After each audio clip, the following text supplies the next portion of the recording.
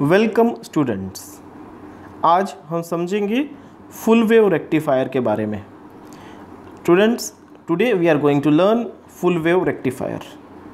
A full wave rectifier converts both halves of each cycle of an alternating wave AC signal into pulsating DC signal. Full wave rectifier जो है वो alternating wave जो AC signal है उसके दोनों half cycle को pulsating DC signal में convert करता है। We can classify full wave rectifier into centre tapped full wave rectifier and full wave bridge rectifier. हम फुल वेव रेक्टिफायर को दो प्रकार में विभाजित कर सकते हैं। एक है centre tapped full wave rectifier, दूसरा है फुल वेव ब्रिज रेक्टिफायर। तो पहले हम समझेंगे centre tapped full wave rectifier क्या होता है, उसके कंस्ट्रक्शन के बारे में। तो centre tapped full wave rectifier जो है उसमें मेनली तीन पार्ट होते हैं: centre taped transformer, two diodes and resistive load. A center tapped full wave rectifier system consists of 1 center tapped transformer, 2 diodes and 3 resistive load. Center tapped transformer वो क्या होता है? It is a normal transformer with one slight modification. It has an additional wire connected to the exact center of the secondary winding. तो centre taped transformer एक बिल्कुल normal transformer जैसा ही होता है, सिर्फ एक उसमें मॉडिफिकेशन है, वो है कि उसके सेकेंडरी वाइंडिंग में से बिल्कुल सेंटर में से एक हमने टेपिंग निकाला होता है। This type of construction divides the AC voltage into two equal and opposite voltages, namely VA and VB. So here we can see in the diagram the secondary voltage is divided into two part. One is VA and the second is VB. So total output voltage is V equal to VA plus VB. तो ये हमने समझा centre tapping के बारे में, centre taped transformer से कैसे secondary voltage divide होता है। अब हम समझेंगे एग्जैक्ट जो centre tapped full wave rectifier जो है उसका सर्किट डायग्राम। तो ये हम स्क्रीन पे देख सकते हैं कि सेकेंडरी वाइंडिंग के साथ, सेकेंडरी वाइंडिंग के वन टर्मिनल के साथ डायोड D1 का एनोड कनेक्टेड है और सेकेंडरी वाइंडिंग के 2 नंबर के टर्मिनल के साथ डायोड D2 का एनोड कनेक्टेड है और दोनों डायोड के कैथोड को हमने शॉर्ट किया हुआ है। और जो सेंटर टेपिंग है वहाँ से लेके और D1 D2 के कैथोड को जहाँ हमने शॉर्ट किया हुआ है उसके बीच में हमने लोड कनेक्टेड किया हुआ है, जहाँ से हम आउटपुट DC जो है हमारा वो ऑब्जर्व करेंगे। तो आई थिंक आपको सर्किट डायग्राम समझ में आया होगा। यहाँ पे लोड की पोजीशन समझिए। जो सेंटर टेपिंग है CT टर्मिनल दिखाया हुआ है और जो D1 D2 का जो कैथोड है जिसको हमने शॉर्ट किया हुआ है उसके बीच में आपको लोड कनेक्ट करना है। So now working of centre tapped full wave rectifier. So in this diagram we can see the flow of current for each positive and negative half cycle, and so that we can get the current from the load in same direction for both the input half cycles.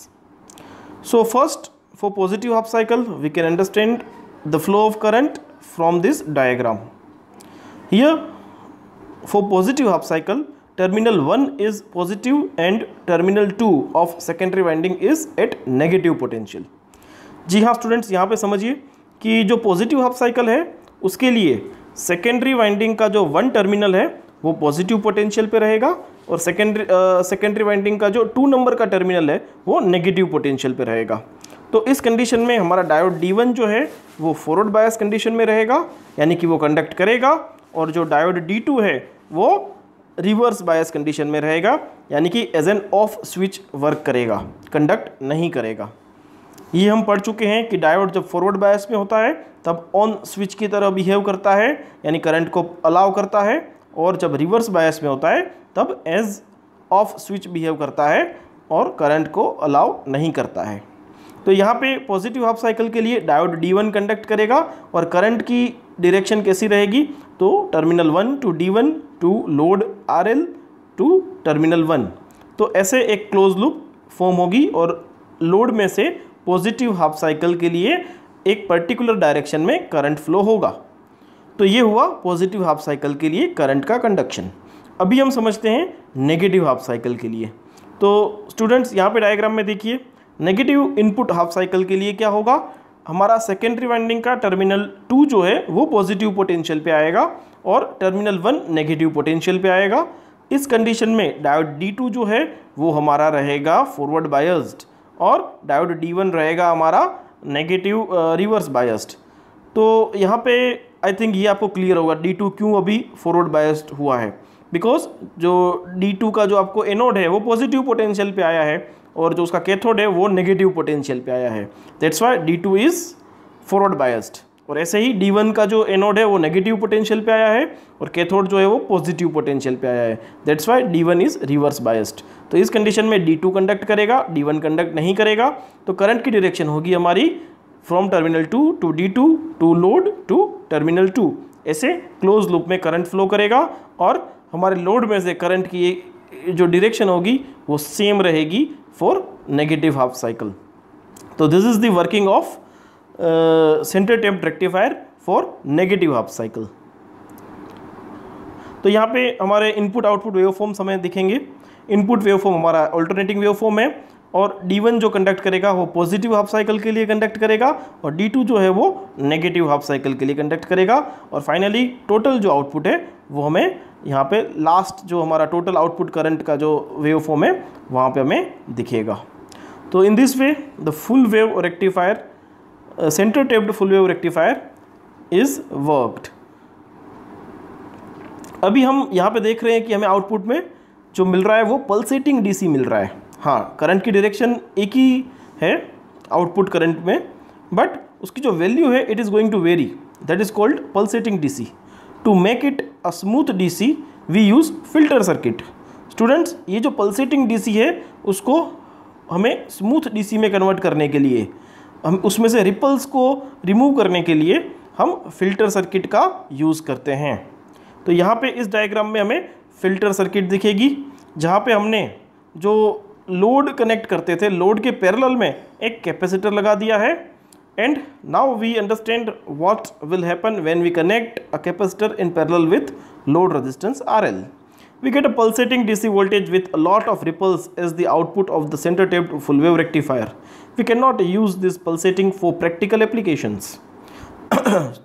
So to convert the pulsating DC voltage to pure DC voltage, we use a filter circuit as shown above.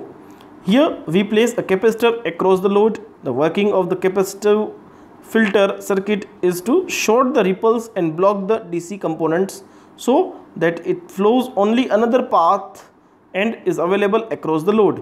तो यहाँ पे जो capacitor है उसकी property है कि it blocks DC and it allows AC from it. वो अपने में से DC को ब्लॉक करेगा और AC को ही पास होने देगा। During the positive half wave, the diode D1 starts conducting, the capacitor is uncharged. And when we apply an input AC voltage, which happens to be more than the capacitor voltage, it charges the capacitor immediately to the maximum value of the input voltage. At this point, the supply voltage is equal to capacitor voltage. तो यहाँ पे जब positive cycle आएगी तब हमारा capacitor charge होगा और supply voltage के इक्वल ही कैपेसिटर का वोल्टेज रहेगा, that is seen in this diagram. Charging portion is seen and also discharging portion is seen. So we understand how discharging happen. When the applied AC voltage starts decreasing, the less than the capacitor starts discharging slowly, but this is slower when compared to the charging of the capacitor. तो जो जिस rate से charge हुआ था उससे काफ़ी slow rate से discharge होगा and it does not get enough time to discharge entirely and the charging starts again. तो पूरा वो डिस्चार्ज नहीं होगा और फिर से चार्जिंग स्टार्ट हो जाएगा पॉजिटिव हाफ साइकिल से के कारण. So around half of the charge present in the capacitor gets discharged. During the negative half cycle, the diode D2 starts conducting and the above process happens again. This will cause the current to flow through the same direction across the load. तो देखिए students, यहाँ पे हम देख सकते हैं कि जो चार्जिंग है, ठीक है, वो पॉजिटिव और नेगेटिव दोनों हाफ साइकिल के लिए हो रहा है कैपेसिटर का, और जो डिस्चार्जिंग रेट है वो चार्जिंग रेट के कंपैरिजन में कम है, तो हमें जो आउटपुट वोल्टेज मिलेगा वो हमें स्मूथ डीसी मिलेगा। So this is all about centre tapped full wave rectifier. Now we discuss full wave bridge rectifier. So first, its construction. A full wave bridge rectifier is a type of rectifier which will use 4 diodes or more than that in a bridge formation. A full wave bridge rectifier system consists of first 4 diodes and second resistive load. We use the diodes namely A, B, C and D which form a bridge circuit. The circuit diagram is as follows. तो students यहाँ पे bridge rectifier में mainly 2 parts हैं, यानी कि एक तो 4 diode का ग्रुप और रेजिस्टिव लोड। हमें यहाँ पे 4 डायोड दिखेंगे, उसका हमने लेबलिंग किया हुआ है A, B, C और D से। इनपुट वेवफॉर्म हमें दिखेगा, आउटपुट वेवफॉर्म भी हमें दिखेगा। तो अभी हम उसका प्रिंसिपल समझते हैं कि फुल वेव ब्रिज रेक्टिफायर किस प्रिंसिपल पे काम करता है। तो यहाँ पे हमें एक डायग्राम दिखेगा जहाँ पे हमें कुछ एरो मार्क से करंट की डायरेक्शन बताई हुई है। तो हमें ये पॉजिटिव हाफ साइकिल जो है उसके लिए यहाँ पे करंट की डायरेक्शन बताई हुई है। पॉजिटिव हाफ साइकिल के लिए हमारा जो टर्मिनल 1 आपको दिख रहा है, ठीक है, जहाँ पे डायोड जो हमारा A है उसका एनोड कनेक्टेड है, और यहाँ पे दूसरा एक टर्मिनल 3 नंबर का देखिए जहाँ पे डायोड C का एनोड कनेक्टेड है। तो पॉजिटिव हाफ साइकिल के लिए 1 और 3 जो टर्मिनल रहेंगे वो पॉजिटिव पोटेंशियल पे रहेंगे। That's why diode A and diode C are in forward bias condition. तो यहाँ पे देखिए स्टूडेंट्स, टर्मिनल 1 और 3 जो पॉजिटिव है, पॉजिटिव पोटेंशियल पे है पॉजिटिव हाफ साइकिल के लिए, तो उनके साथ कनेक्टेड डायोड A और C के जो एनोड्स हैं वो जो है वो पॉजिटिव पोटेंशियल पे रहेंगे। तो डायोड A और डायोड C फॉरवर्ड बायस्ड रहेंगे और करंट को कंडक्ट करेंगे। तो हमारे करंट की डायरेक्शन पॉजिटिव हाफ साइकिल के लिए क्या रहेगी, from terminal 1 to diode A to terminal 4 to diode to resistive load to terminal 3 to diode C to terminal 2 to negative potential of the input wave. तो इस way में हमारा current conduct करेगा positive half cycle के लिए। तो अभी हम समझेंगे नेगेटिव हाफ साइकिल में क्या होता है। तो नेगेटिव हाफ साइकिल के लिए देखिए हमारा जो टर्मिनल 2 है वो पॉजिटिव पोटेंशियल पे आ जाएगा, और उसके साथ हमारा जो टर्मिनल 4 है वो पॉजिटिव पोटेंशियल पे आएगा। टर्मिनल, तो यहाँ पे करंट की डायरेक्शन जो है वो कुछ इस प्रकार होगी, from terminal 2 to diode D and to resistive load to diode B to negative potential means terminal 1। तो यहाँ पे देखिए कि जब नेगेटिव हाफ साइकिल है तब टर्मिनल 2 जो है वो हमारा पॉजिटिव पोटेंशियल पे रहेगा। तो उस केस में हमारा डायोड D जो है और diode B they are in forward bias condition, so they will conduct. तो डायोड B और डायोड D कंडक्ट करेंगे नेगेटिव हाफ साइकिल के लिए, और करंट की डायरेक्शन कुछ इस हिसाब से एरो मार्क से जो हमने बताई हुई है वो रहेगी। तो यहाँ पे नेगेटिव हाफ साइकिल के लिए भी देखिए जो लोड में से करंट की डायरेक्शन है वो बिल्कुल सेम है, जो हमें पॉजिटिव हाफ साइकिल के लिए मिली थी वही सेम हमें यहाँ पे नेगेटिव हाफ साइकिल के लिए लोड में से करंट की डायरेक्शन मिल रही है। That's why we can say that rectification is done for both the half cycle. तो यहाँ पे भी हम फिल्टर सर्किट का यूज़ करेंगे सेम वे में जैसे हमने सेंटर टेप्ड रेक्टिफायर में किया था। So for centre tapped full wave rectifier the value of ripple factor is 0.48।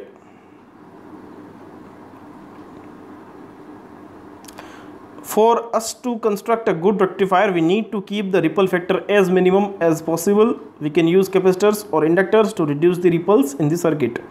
So now rectifier efficiency.